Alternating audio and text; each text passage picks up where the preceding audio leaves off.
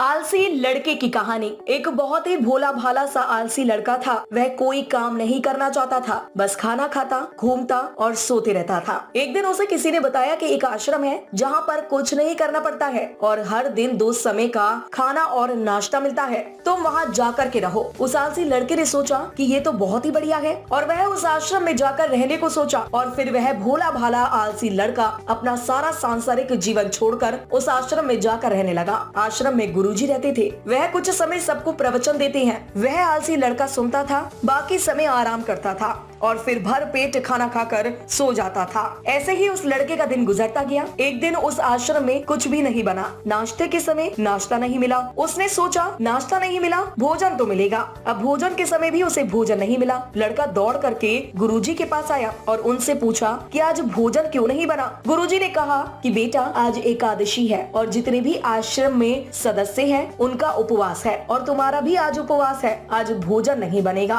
वह लड़का आलसी था और उसे भूख भी बहुत लगती थी। उसने गुरुजी से बोला कि मैं उपवास नहीं रहूंगा, मुझे भूख लगी है, मैं खाना खाऊंगा। गुरुजी ने बोला ठीक है, जाओ भंडारे में से सामान लेकर आओ और आश्रम में नहीं बाहर ले जाकर बना लो, लेकिन याद रखना भोजन बनाने के बाद सबसे पहला भोग भगवान को लगाना और फिर तुम प्रसाद पाना। वह लड़का बोला ठीक है और फिर अनाज लेकर नदी की ओर पहुंचा। भोजन पकाने लगा, तैयार हुआ। उसके बाद कहने लगा कि भगवान श्री राम आइए, पधारिए, भोग लगाइए। अब जब उसे लगा कि भगवान तो आ नहीं रहे हैं तो फिर कहने लगा कि मुझे मालूम है आपको तो अच्छा खाने की आदत है, मैं बना नहीं पाया और मुझे अच्छा भोजन बनाना भी नहीं आता, लेकिन जो भी रूखा सूखा बना है आकर खा लीजिए। भगवान श्री राम उसकी सरलता पर बहुत ही प्रसन्न हुए और उस लड़के को दर्शन दे दिए। उसने देखा कि भगवान श्री राम आए हैं और उनके साथ में माता सीता भी आई हुई है, लेकिन लड़के ने सिर्फ 2 लोगों के लिए ही भोजन बनाया था, एक अपने लिए और दूसरा भगवान के लिए। और अब क्योंकि भगवान के साथ माता सीता भी आई हुई थी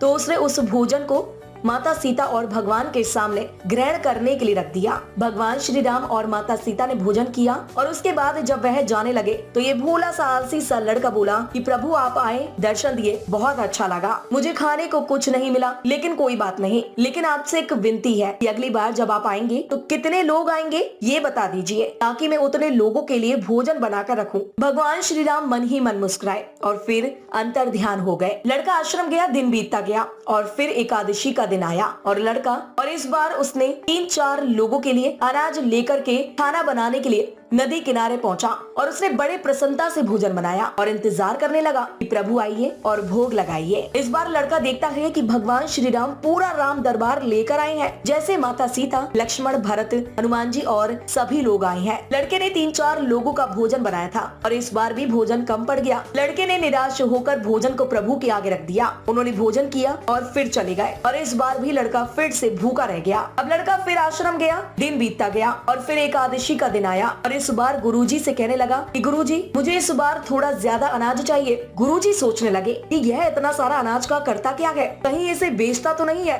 फिर उन्होंने कहा कि ठीक है, भूख से परेशान रहता है। लड़के ने कहा कि नहीं गुरुजी, मैं भूख से परेशान नहीं रहता हूँ, प्रभु के साथ बहुत लोग आते हैं, उनको भी तो भोजन कराना पड़ता है। गुरुजी को लगा कि लड़का पागल हो गया है, लेकिन गुरुजी ने सोचा कि चलो एक बार चलकर देखते हैं कि लड़का इस अनाज का करता क्या है। वह भोला सा लड़का अनाज लेकर के नदी के किनारे पहुंचा और इस बार भोजन बनाया नहीं। उसने सोचा कि प्रभु हर बार ज्यादा लोगों को लेकर के आते हैं, इस बार वह जितने भी आएंगे खुद बना करके भोग लगा लेंगे और फिर प्रेम से प्रभु को बुलाने लगा। गुरुजी ये सब कुछ छुप कर देख रहे थे। ये भोजन तो बनाया नहीं और प्रभु को बुला रहा है, लेकिन लड़के ने देखा कि इस बार प्रभु के साथ बहुत से लोग आए हुए हैं। उसने प्रभु के सामने हाथ जोड़कर कहा, प्रभु माफ करना, आप बहुत सारे लोग आते हो, मुझे संख्या पता नहीं होती है और मेरी हिम्मत भी नहीं होती है इतने सारे लोगों के लिए भोजन बनाओ, आप स्वयं आइए, बनाइए, खाइए और भोग लगाइए। प्रभु मुस्कुराते हैं और अपने साथ आए सभी लोगों के साथ मिल करके भोजन बनाते हैं।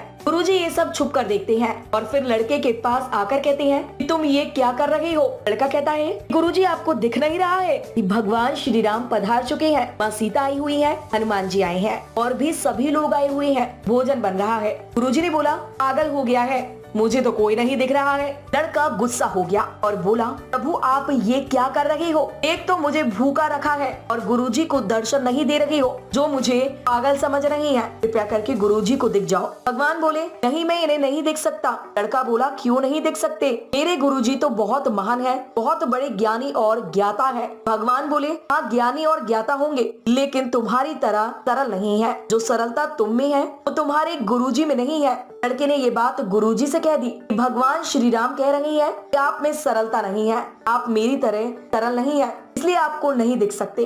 गुरुजी की आंखें नम हो गई और रोने लगे और बोले, बिल्कुल सही कहा, मेरे अंदर तुम्हारे जितना सरलता नहीं है। और फिर माफी मांगने लगे। फिर भगवान ने गुरुजी को भी दर्शन दिए। ये कहानी हमें सिखाती है कि जीवन में सरलता सबसे आवश्यक है। जितने सरल बने रहेंगे उतना जीवन में आगे बढ़ते चले जाओगे। जब आप सरल होते हैं तो आप खुद भी मुस्कुराते हैं और दूसरों को भी मुस्कुराने की वजह देते हैं।